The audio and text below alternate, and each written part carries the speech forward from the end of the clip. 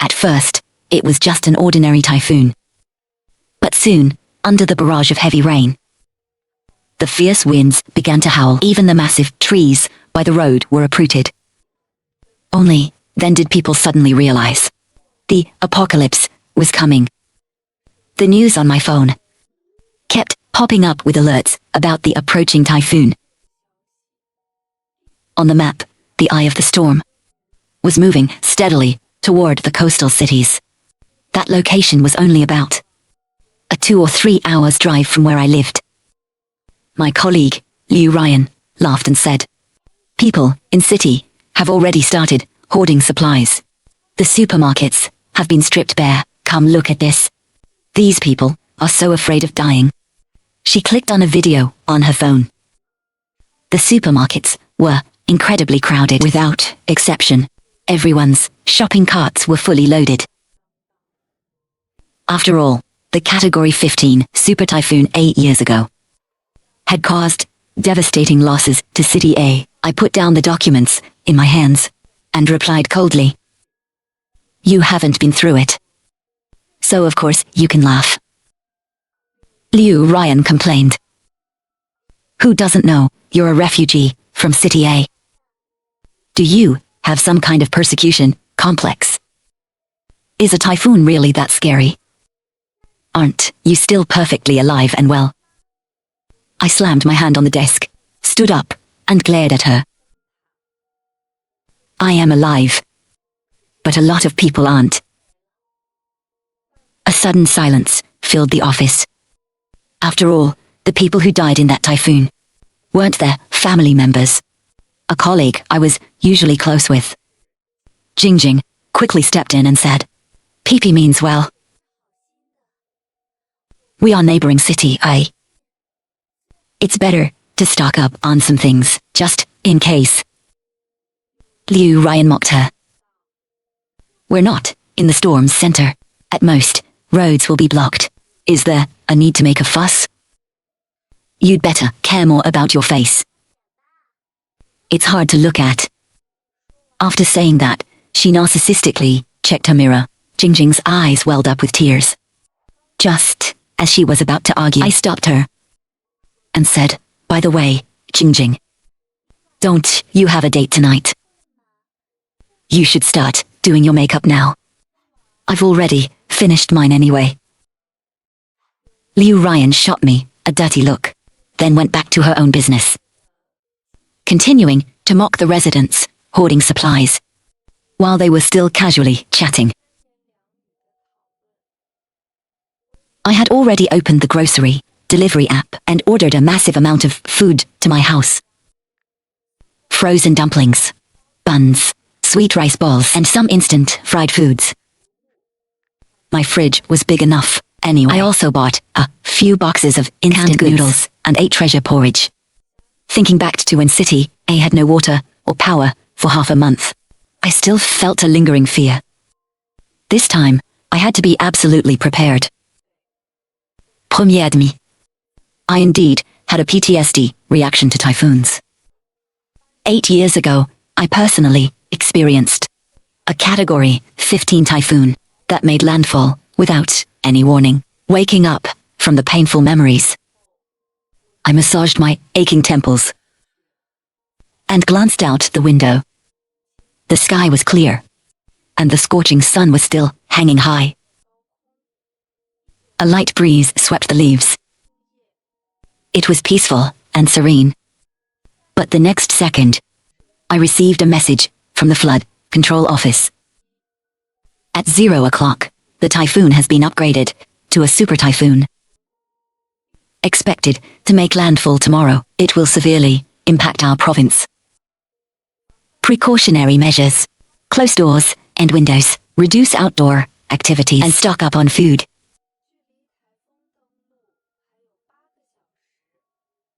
Patches of cirrus clouds began to form in the sky, gradually thickening, turning into a massive dark mass, looming over the city. My eyelid twitched. This scene was exactly like what I saw 8 years ago. It was going to rain. The colleague next to me nudged my shoulder. "Bibi, did you bring an umbrella?" My heart was racing with anxiety. I shook my head, glancing at my phone. "My boyfriend is coming to pick me up later. We can drop you off on the way." "No, thanks," I said. It was almost time to clock out. I remembered I still hadn't bought the most important things: drinking water and power banks. Before leaving, I reminded Xiaofang to buy more supplies on her way home. It's always better to be safe than sorry. I bought 7 or 8 cases of bottled water, wholesale, plus what I already had at home. It should be enough. Thankfully, I'm a homebody, and usually keep a lot of supplies at home. I knew perfectly well that delivery food wouldn't be enough. So, I rushed non-stop to a wholesale supermarket.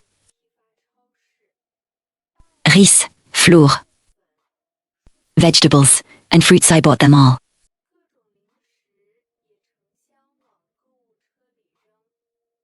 Self-heating rice, instant hot pots, and lots of ready-to-eat vegetarian meals if I couldn't cook later.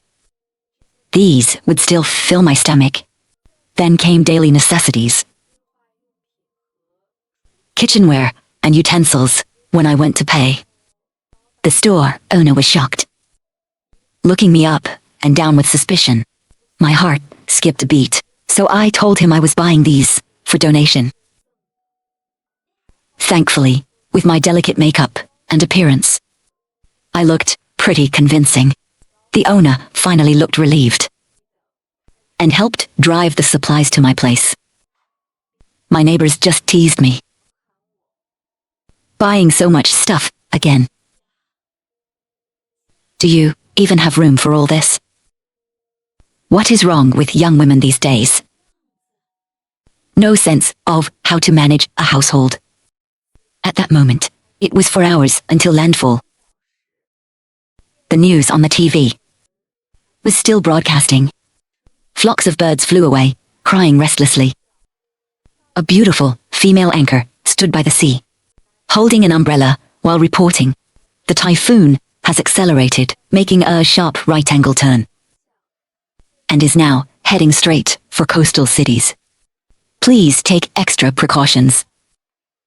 The camera panned, showing massive waves crashing violently against the shore. The highest waves were already surging several meters inland. Swarms of fish and shrimp were bizarrely washed ashore. The wind howled fiercely, and torrential rain suddenly poured down. The anchor lost her balance and was blown out of the frame. Her last word was run. The typhoon was here. I ignored my neighbors and rushed home.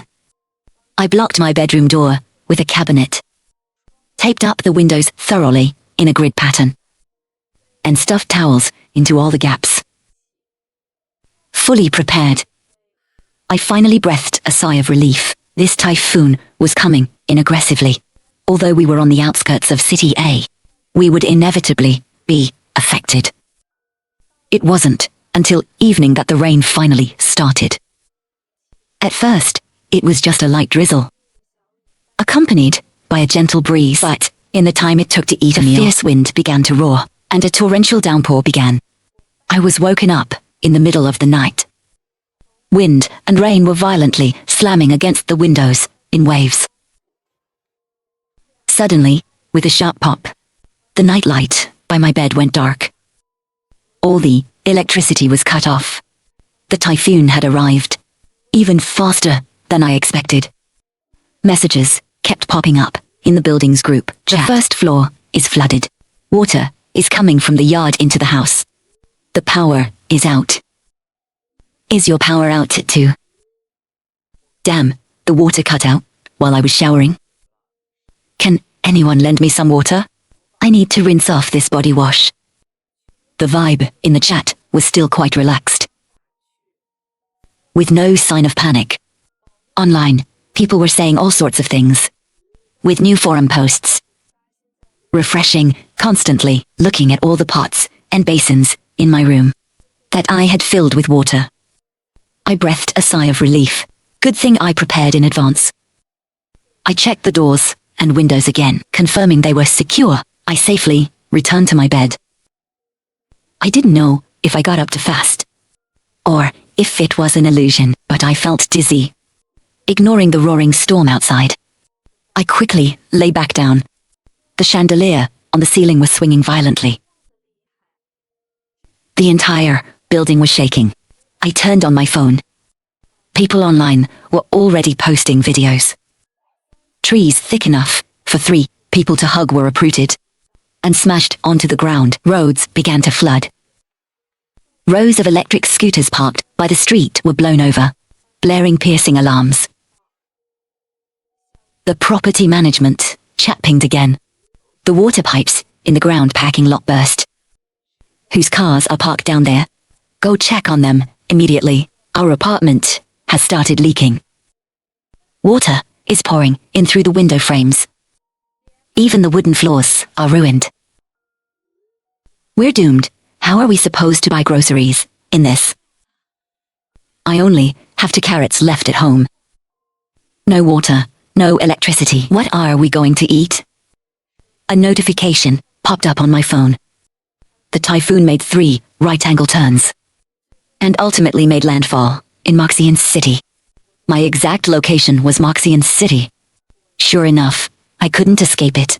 At the same time, everyone must have received the warning message. Due to heavy rainfall, an orange alert for mountain torrents is issued. Residents in affected areas must tune into local alerts and take precautions. Affected by the super typhoon, coastal wind forces reach category, inland winds reach category. Please stay safe and take precautions. I knew this was only the beginning. A violent crash came from outside. Something had shattered. The bathroom window glass had exploded across the floor. Fortunately, it was a relatively small window. The wind was growing stronger. I nailed a wooden board over the window. Event Sud-Ouest. Those nails were groaning, barely holding on. By the time the sky slightly brightened, we had barely survived the night. Maintenance had worked all night, and the best they could do was plug the broken pipes in the parking lot. I opened the fridge and took out a pack of spicy fire noodles. Thankfully, I had bought a home battery generator yesterday that could power my fridge. Otherwise, in this hot weather, no matter how much food I had, it would rot. I cooked the noodles for minutes and added a fried egg. My phone vibrated slightly. It was a message from the auntie living next door. Excuse me, do you have any food to spare? I have 2 kids at home, and since the power went out last night, they haven't eaten. This neighbor auntie used to often bring me home-cooked meals. I agreed without hesitation. I cooked 2 more bowls of spicy noodles, packed them in thermal containers, and placed them outside her door, along with 2 bottles of water. A moment later, she sent me a red envelope through the app and said thank you. I didn't accept the money. After all, until this typhoon completely passes, I'm not so saintly that I can afford to keep helping others unconditionally. People in the building chat were now complaining bitterly. They couldn't go outside, and the water kept rising. The typhoon had snapped trees in half, blocking the roads. Tree branches had pierced through glass into first-floor apartments. Outside, all I could feel was that the hurricane wanted to rip apart everything in my home, charging in to tear me to shreds as well. Just as I sat down, the doorbell rang.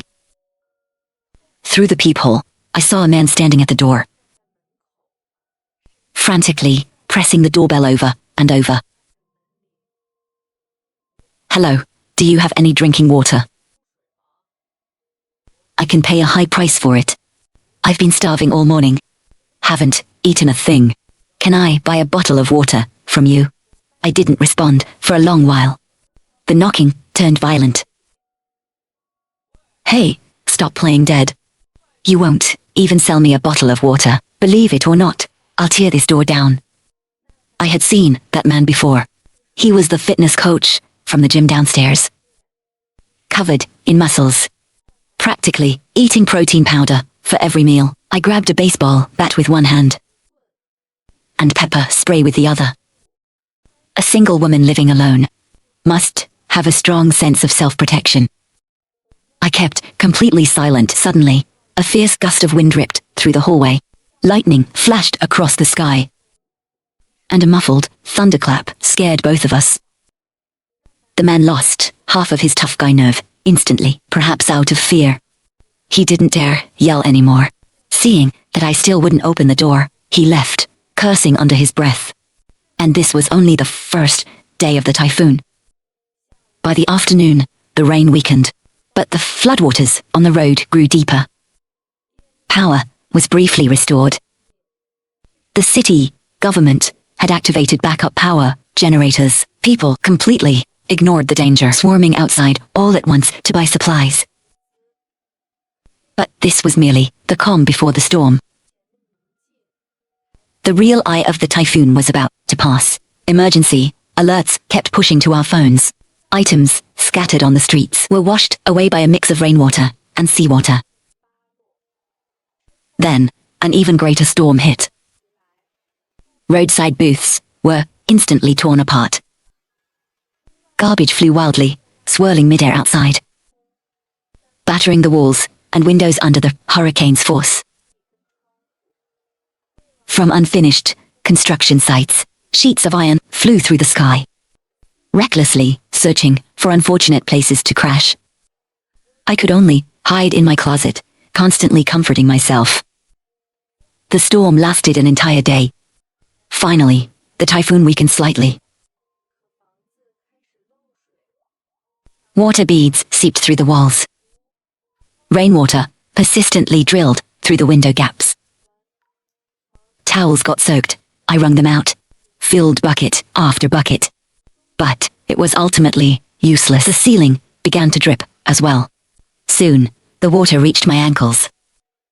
I looked down at the street and got goosebumps all over my body. The entire first floor was submerged. Cars were floating on the water's surface, drifting aimlessly with the wind. Large trees from the roadside were floating too. High-voltage power lines were sparking dangerously. If those fell into the water, it would be deadly. By evening, the typhoon began to wreak havoc again. The soundproofing in this old building wasn't great. 3 or 4 people were trapped in the elevator on my floor. I lived right across from the elevator, so I could hear their desperate cries for help crystal clear. The city's power grid had been restored, but the power lines for this old building were snapped by the wind. They kept screaming for help. I grabbed my phone and called emergency services, then walked to the elevator doors. Luckily, there was a small gap allowing them some oxygen. I brought out a case of water and squeezed the bottles through the narrow gap one by one. I also pushed through some food. I hadn't lived here for very long, and I wasn't really familiar with these neighbors. But this scene reminded me of the landlady who had protected me when the typhoon struck years ago. If she were still alive, she would have liked tea. A little girl tilted her head back and gulped down some water, flashing me a sweet smile. "Thank you, sister. You're so nice." A man in a suit also nodded his thanks to me. If I remembered correctly, he was an executive, back here to visit his mother. There was also a couple, holding some fruits and vegetables they were hiding behind them, and an elderly woman standing perfectly still. She didn't drink the water or eat the food. I couldn't help but speak up, urging her to eat something. Rescue wouldn't arrive that quickly. She glared at me. "Mind your own business. Eat, eat, eat. You're about to die, and all you think about is eating." I didn't say anything more, just sat by the elevator doors, waiting for rescue. The wind kept howling relentlessly. The entire building swayed back and forth. The old elevator squeaked and groaned. The quiet waiting made everyone even more uneasy, even more terrified. I dialed the emergency number again. The response was that, due to flooded roads, the rescue team was on their way. But fallen trees were blocking the path. We would have to wait for a while. Minutes and seconds ticked by, and the wind grew more violent. Moxian's city was entering the eye of the typhoon. I pretended to be calm, crouching by the elevator, trying to ignore the savage winds blasting up the stairwell. The little girl curled up in the corner, secretly wiping her tears, asking the grandmother beside her, "Grandma, I'm scared. I'm so hungry. I want to go home." The grandmother verbally scolded her. "All you know is how to cry. Your parents didn't want you, so you're here to ruin my life, right?" But immediately after, she tremblingly shielded the girl with her body and shoved the water and food I had just given her straight into the little girl's hands. The elevator was shaking badly. Just now, I heard something sound like it snapped. The woman from the couple sobbed, sitting limply on the floor. I had heard that sound too. Everyone went silent again. Only during the brief pauses in the howling wind could we clearly hear each other's terrified heartbeats. Suddenly, the elevator began to rock violently, tilting at a severe angle. They lost their balance and all tumbled into the corner. A deafening asterisk bang asterisk echoed through the entire building. The elevator had plummeted. My mind went completely blank. I could no longer hear what the dispatcher on the phone was saying. I couldn't control my body, shaking like a leaf as I crawled to the stairwell. By the time the rescue team reached the scene, the victims' bodies were piled on top of each other. The rescuers, exhausted, were filled with immense guilt. My eyes stung fiercely, tears flowing uncontrollably. "Inadas." I thought I heard the little girl call me sister again. Ignoring the rescuers trying to stop me, I rushed toward the elevator. I choked back sobs and stammered, "There. Somone. Might be alive. Irintis." Everyone quickly began pulling people out. When they found the little girl, her grandmother had her tightly locked in her embrace. The old woman's spine had been crushed inward, but she hadn't let go. In the end, rescuers had to pry her fingers open by force, repeating, "You're safe now. You're safe." Only then did the grandmother's hands finally relax. The water was getting deeper by the second. Floodwaters were pouring back into the elevator shaft. There was no time to delay. They placed the little girl on the rescue boat and sent her to the hospital. As for the others, they were all gone. I thanked the rescue team profusely and urged them to stay safe out there. I hid back in my apartment. In the face of natural disasters, all living things are devastatingly fragile. Miss, open the door." It was the voice of the fitness coach again. He looked desperate, knocking endlessly on the door, even though I didn't plan on answering him. My door, battered by the typhoon, felt too fragile to hold. "What do you want?" He pulled out his wallet, grabbed 5,000 yuan, and shoved it at me. "Please, sell me some food. Just a little, an emergency. Last time, my attitude was awful. I was wrong. I'm so sorry. I thought the storm would just blow over quickly. I didn't think it would be this severe." I was just about to close the door when he suddenly dropped to his knees. Please help me. I have 4 elderly people at home and my pregnant wife. We really have nothing left to eat." With a sigh, I went inside and brought him some food and water. In the face of disaster, it's just a bit of food. It's better than watching them starve to death. Thankfully, I bought a lot. 3 months worth of supplies. If I rationed carefully, I could last until the aftermath. Besides, it was already the 3rd day. If another storm didn't follow the typhoon, the worst part of the weather was over. The true ordeal is surviving the aftermath. Days with no water, no power, and no food to cook. Ambulance sirens wailed on the streets below. One by one, they sped through the flooded roads. A short while later, the fitness coach came back to my door. I impatiently opened the door and said,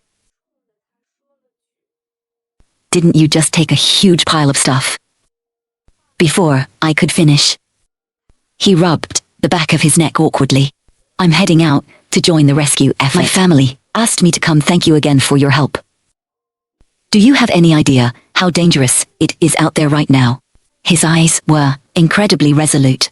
He patted his chest and said with pride, "To be honest, I'm a veteran. Right now, this city needs people like me." I opened my mouth, wanting to say something to stop him, but the words caught in my throat. My nose tingled, and I looked away. Then, "Protect yourself." Watching him walk down the stairwell, his back looked so imposing, standing tall and unyielding against the hurricane. Some people choose to become heroes, while others choose to protect themselves. My phone regained its signal, pushing the latest breaking news. A massive fire broke out at a boarding school, caused by a short circuit in a high-voltage line. The floodwaters had knocked over a utility pole, which fell onto a large tree in the schoolyard. And right next to the blazing inferno was the children's dormitory. The fire, so intense even the rain couldn't extinguish it, spread rapidly across the entire campus. My heart twisted into knots. A bitter ache rose in my chest. I couldn't just sit here waiting anymore, even in the face of a natural disaster. We must fight for the right to survive. A few days later, the typhoon finally passed. The whole city was a scene of devastation. The property management chat finally saw some activity. We've finally survived. It's been 3 days. We've eaten everything edible in the house. If this continues, I'm afraid we'll starve to death. A steel plate from upstairs smashed our window, and water has been pouring in ever since. If no one comes soon, we're going to drown. Dear residents, water and power won't be restored so quickly. Repairs inside the complex are urgently underway. Please wait patiently. At least, the worst of the storm was over. I went to check on the fitness coach's family. Seeing me, his pregnant wife managed to force a weary smile. "Please, come in, come in. Thanks entirely to you, we were able to hold on. My husband is a bit rough around the edges, and he doesn't speak kindly. But he's a good man. Please don't be angry with him." I wiped my sweat, feeling a bit awkward. Helping each other out, it's what we should do. I tried to ignore the tears welling up in her eyes. But after a moment, she couldn't hold back and started sobbing. After gently asking her, I found out that the place her husband went to help was that very boarding school that caught fire. Fortunately, before the typhoon hit, the teachers had evacuated the students to a safer dorm, so there were no casualties. However, members of the rescue team were electrocuted in the water. But the rescue mission never stopped. In the end, the fire was put out, and all the students, aside from minor injuries, were successfully rescued. Yet, no one's heart felt any lighter.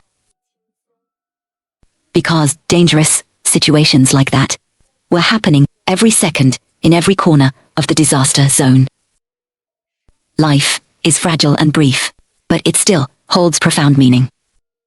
I posted a message in the property sharing group. A recruitment link for volunteers. Waiting for rescue is one way to survive. Hoarding supplies and hiding at home is another. But in times like this, with buildings on the verge of collapse, highly dangerous power lines, hidden dangers were everywhere around me. I couldn't just sit there and wait for death. I didn't want to die. At a time like this, we had to choose to save ourselves. I took out a packet of lucifin, added duck claws I usually saved for special occasions, a fried egg, and a braised pig trotter. A massive, overflowing bowl that I devoured completely, paired with a bottle of cola. I was finally fully satisfied. After eating, I checked my phone. Neighbors were stepping up one after another to join the volunteer team. Row after row of enthusiastic participants. My eyes grew a little red. We split into 2 groups, working hard all morning. The stairwell was more than halfway cleared. My massive food stockpile finally came in handy. I divided all the supplies in my home, keeping 1 week's worth for myself, and distributed the rest to every household in the building. The auntie next door acted as the logistics manager, taking charge of the daily distribution of these supplies. All volunteers can receive an extra bottle of mineral water per day. The residents on the first floor were safely rescued as well. Fortunately, one of them was an electrician. The critically dangerous high-voltage line hanging below the complex, which was inches away from touching the floodwater, was expertly handled and secured by him. Only then did he follow the volunteers up to our floor to rest temporarily. The rescue efforts continued non-stop.